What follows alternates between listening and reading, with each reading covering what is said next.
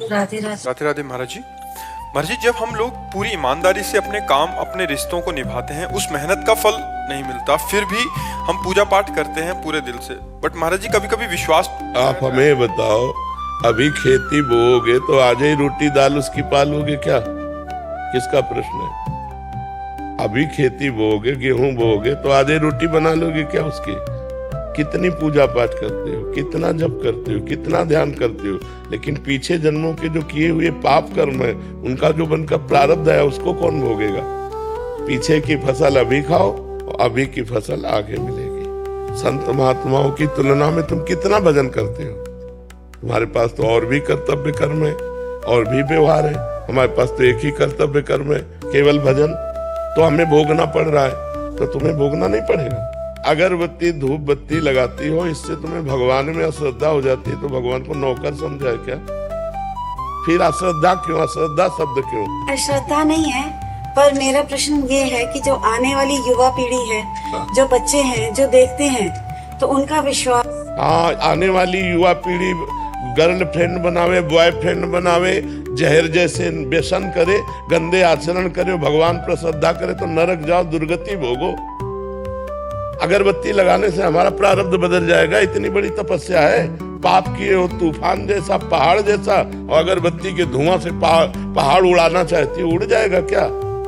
पाप करते समय सोचते हैं भ्रूण हत्या, गर्भ हत्या, बलात्कार, चोरी चोरी, नाना प्रकार के पाप करोगे, जब वो फलीभूत होंगे तब श्रद्धा करो भगवान पे, श्रद्धा करो, भोगना पड़ेगा तुम्हें। अगरबत्ती लगाओ चाहे धूप बत्ती लगाओ, अवश्य में भोक्तव्यम कृतम कर्म शुभाशुभम। समझ में आ रहा है ना?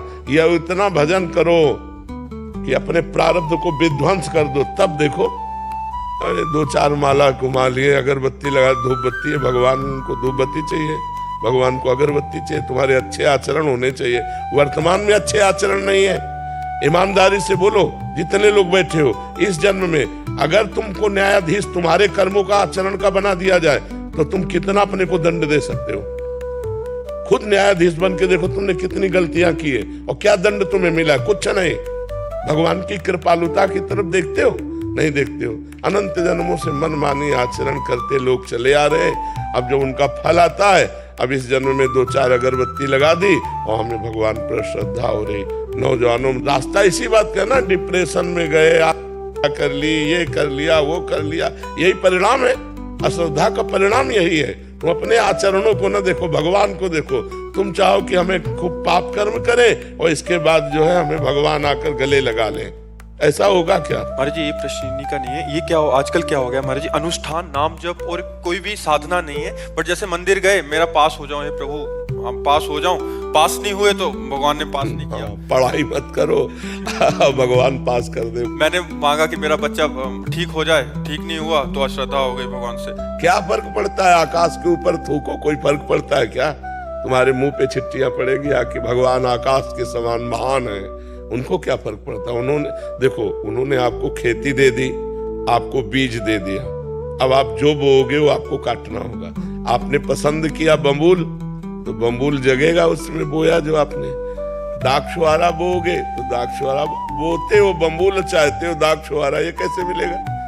विचार करके देखो। करते हो गंदे आचरण, चाहते हो उत्तम फल। हर कार्य की सफलता उत्तम आचरण से होती है, ध्यान रखना। अगर आपका पूर्व प्रारब्ध बिगड़ा हुआ है, इस समय उत्तम आचरण करने पर भी आपकी हार होगी, क्योंकि वो पूर्व का पाप आपको परास्त करेगा।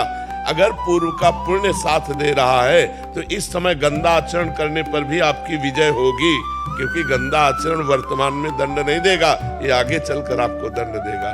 अच्छा आचरण आपको वर्तमान में सुख नहीं देगा, ये आगे चलकर सुख देगा। वर्तमान में आपका प्रारब्ध आपको दुख सुख देगा। मनुष्य जन्म दुख सुख भोगते हुए अच्छा कर्म करने के लिए मिला है। हमें यहाँ भगवान से किसी भी तरह की श्रद्धा और अश्रद्धा का विषय नहीं लाना चाहिए। हाँ, श्रद्धा का विषय यह है कि ऐसी परिस्थितियों में भी भगवान हम टूटे नहीं, हम आपके कृपा बल से इन दुख सुख को सहते हुए सही आचरण से चले। जैसे पांडवों का राज्य छिन गया, यहाँ तक कि पत्नी भी दांव में लग गई, लेकिन वो धर्म से च्युत नहीं हुए। 12 वर्ष का वनवास, 1 वर्ष का अज्ञातवास, लेकिन धर्म से च्युत नहीं हुई। ये भगवान की कृपा। उन्होंने कभी भगवान को नहीं कोसा, हम लोगों की क्या आराधना है, बेमतलब भगवान पर श्रद्धा की बातें करते रहते हैं। भगवान क्या है, महान है, वो एक महान पावर है। आप अब देखो, बिजली को गाली दो, कनेक्शन सही हो ना, आपके बोर्ड में बिजली आ रही है, आपने 2 तार ऐसे लगाए और वो कनेक्शन सही नहीं हुआ, अब ऑन ऑफ करते रहो, बल्ब सही है, तार भी सही है, प्लग भी सही है, बोर्ड में बिजली है, लेकिन वो ऑन नहीं होगी, जलेगी नहीं। क्यों? कनेक्शन सही नहीं। वो पावर है, परमात्मा पावर है, उससे सही कनेक्शन करो, सही आचरणों के द्वारा, पवित्र भोजन, पवित्र आचरण, पवित्र विचार, पवित्र नाम जप करते हुए, तो देखो आपके अंदर पावर आ जाएगा। बड़े से बड़े दुख को मुस्कुरा कर सहोगे और जय बोलोगे, अश्रद्धा नहीं होगी, जय बोलोगे। देखो ठाकुर हरिदास जी चैतन्य महाप्रभु के परिकर में हरे कृष्ण 3 लाख नाम जप करते हैं। यवन बादशाह को काजियों ने भर दिया तो उनको बंदी बना लिया गया और कहा गया कि आप यवन कुल में जन्मे हो, तो उनको सजा दी गई 22 बाजारों में कोड़े मार मार करके उनको मृत्यु दंड। कोड़ा जब लगता तो कहते हरि बोल, हरि बोल, जय हो प्रभु आपकी। यह भक्ति, यह भक्ति। हरे कृष्ण बोल रहे हैं, भगवान का नाम जब, ये कोई अपराध है? और दंड उसका क्या है? 22 बाजारों में मार कोड़े मृत्यु दंड। लेकिन हरि बोल, जब जल्लाद कहते हरि बोल कहता है तो मुस्कुरा देते, तूने भी हरि बोल कहा ना, तेरा भी कल्याण हो जाएगा। जो वास्तविक भगवान के पावर से जुड़ गए हैं, देखो देखो ये है पावर। प्रहलाद जी को आग में रखा जा रहा है, जय श्री हरि। यहाँ हमारी क्या है, हमारी छोटी सी बात नहीं बनी, हमारे कर्म के अनुसार तो हम भगवान पर श्रद्धा कर ले। ये नौजवानों की आज जो बुद्धि बिगड़ रही ना, ये अश्रद्धा के कारण ही तो बिगड़ रही। अगर वो श्रद्धा करके माता पिता के चरण छूते, श्रद्धा करके अध्यात्म को स्वीकार करते, तो ना तो व्यभिचार में जाते, ना व्यसन में जाते, अपनी पढ़ाई को पढ़ते, अपने कर्तव्य को पूरा करते, अच्छे नंबर लाते। भाई अपने चैप्टर में बुद्धि तभी लगेगी जब हमारी बुद्धि शुद्ध होगी, एकाग्र होगी। अब व्यभिचारी की बुद्धि शुद्ध होगी क्या? अपवित्र बुद्धि। व्यभिचारी की बुद्धि एकाग्र होगी क्या? नहीं, चंचल बुद्धि। व्यभिचारी की बुद्धि व्यसन रहित होगी क्या? नहीं, नशेबाज। तो नशेबाज, व्यभिचारी और चंचल बुद्धि वाला किसी भी चैप्टर को कंठस्थ नहीं कर सकता, किसी भी विषय में सफल नहीं हो सकता। ये लोग कैसी बातें करते हैं, भगवान पर श्रद्धा नहीं, ऐसे नहीं चला जाता। ब्रह्मचर्य से रहो, पवित्र आचरण करो, पवित्र भोजन करो, एकाग्रता पूर्वक पढ़ाई पढ़ो, हर विषय में पास हो जाओगे, हर विषय में पास हो जाओगे। तुम्हारे ग्रंथ तो इतने, हमारे ग्रंथ तो इतने मोटे मोटे हैं, और सूक्ष्म विषय है, तुम्हारा तो स्थूल विषय है। यही राष्ट्र का विषय होगा, विश्व का विषय होगा, हमारा विश्वात्मा का विषय है, विश्व से अलग विषय है। ये विश्व में जो दिखाई दे रहा उससे अलग विषय है, हमारा सूक्ष्म विषय है, उसको पढ़ना है। अब ब्रह्मचर्य नहीं रहोगे तो बुद्धि शुद्ध नहीं रहेगी। आहार गलत करोगे, बुद्धि शुद्ध। अब आजकल के नए नए बच्चे वो क्या कहते हैं, वो जो सेवई जैसा होता है, हाँ लूडन, ये हार रह गए हैं, नहीं रह गए। 1 किलो मठा और 4 रोटी और उसमें हरी धनिया का नमक मिला खाओ, दंड बैठक मारे तो समझ में आवे नहीं। अब इतनी सी चाय पी लिए और ये चाउमीन खा करके गुजारा कर रहे और अपने को स्वस्थ रखना चाहते हो। अरे नहीं, 100-200 ग्राम घी जाए, पचे शरीर में, 1-2 लीटर शुद्ध दूध जाए, दंड बैठक मारो, 2-4 किलोमीटर दौड़ो, पवित्र आचरण करो। अभी देखो नौजवानों की बुद्धि तेज सब बढ़ जाए। अब इधर उधर का गंदा भोजन पाओगे, दूसरे का मांस खाने से चर्बी बढ़ सकती है, आत्मबल नहीं। पवित्र आहार करोगे तो माना तुम्हारी चर्बी नहीं रहेगी, लेकिन आत्मबल बढ़ेगा, तुम्हारी बुद्धि बढ़ेगी, तुम प्रखर बुद्धिमान होगे। इसलिए दोष भगवान को न दो, अपने को सुधारना है, उनसे कृपा मनाओ कि हमारी बुद्धि शुद्ध हो जाए और आप में कभी अश्रद्धा न हो। कितने करुणा में भगवान ने क्या बिगाड़ा है आपको, आप विचार करके देखो।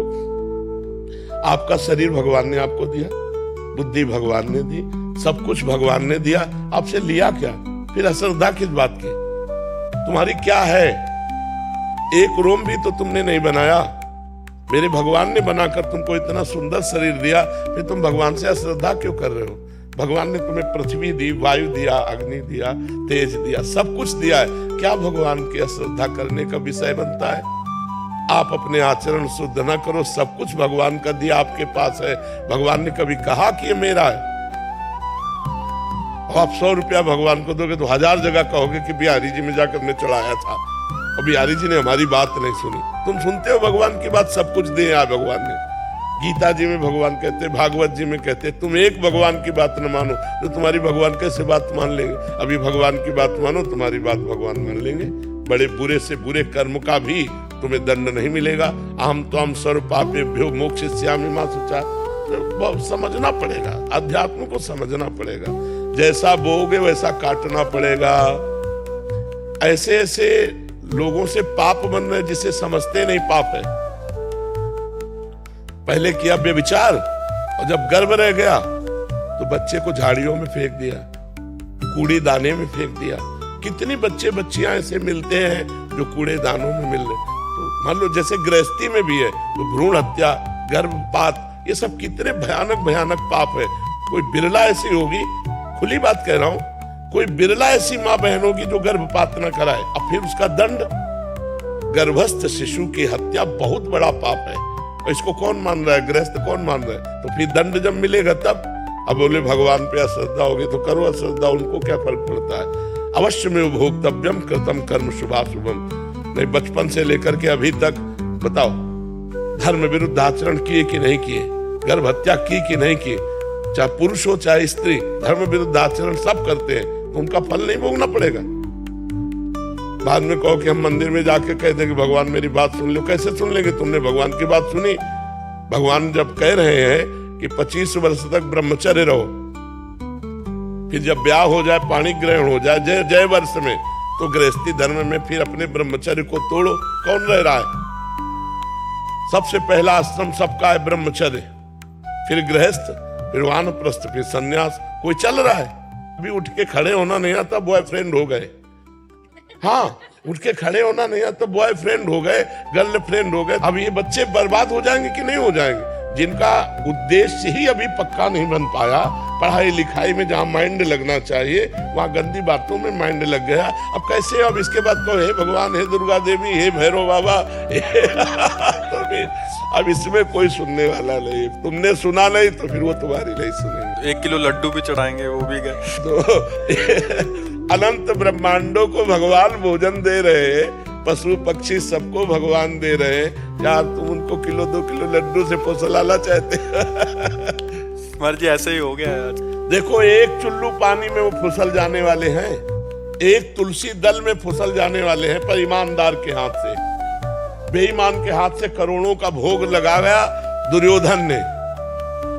महल में करोड़ों की भोग की व्यवस्था अरबों की थी। भगवान देखा भी नहीं, और विदुरानी के हाथ के केले के छिलके पाए जाके तुरंत, घंटा 2 घंटा नहीं, वहां से हटने के बाद सीधे विदुरानी के घर गए। दुर्योधन से कहा मुझे भूख नहीं है, और वहां जाके कहा भूख लगी लाओ, और वो ऐसी प्रेम में बावरी कि गूदा फेंक रही, छिलका दे रही, महाराज छिलका खा रहे। वाह वाह। देखो, ये अखिल कोटि ब्रह्मांडों का मालिक है, अरबों का भोग व्यवस्था किए दुर्योधन, भगवान ने देखा भी नहीं, और विदुरानी के हाथ के छिलके पा रहे हैं। कैसे? वो तो चुल्लू भर जल में रीझ जाने, पत्रम पुष्पम फलम तोयम ये में भक्ता प्रेक्षति। भगवान को यार वैभव चाहिए, सारा वैभव तो उन्हीं का है। सोने की खान, चांदी की खान, सब पृथ्वी में उन्हीं का है। उनको 100-200 ग्राम सोना या 100-200 ग्राम लड्डू पेड़ा इससे रिझाया जा सकता है क्या? वो हमारे पिता, हमारे स्वामी, हमारे मालिक है।